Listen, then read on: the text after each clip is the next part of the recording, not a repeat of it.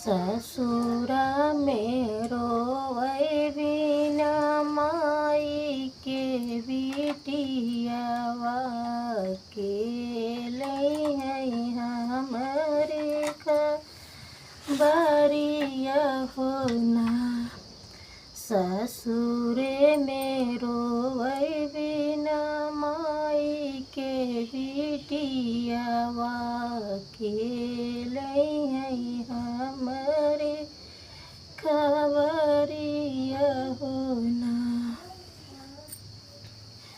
बाप हमारे वही दिन बिसरी गए, पाप हमारे वही दिन बिसरी गए।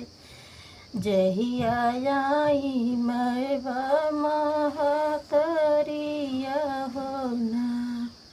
ससुरे में रोवै बिना माई के बिटियावा के लई हमरे खबरिया होना।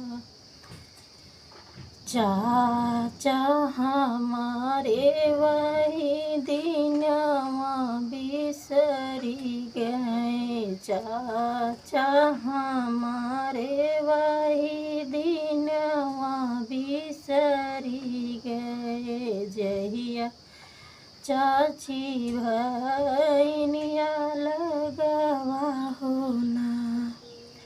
ससुरे में रोवै बिना माई के बिटियावा के लई हमरी खबरिया होना। भैया हमारे वही दिनवा बिसरी गए, भैया मार वही दिनवा बिसरी गए। जहिया भौजिया गवाना होना।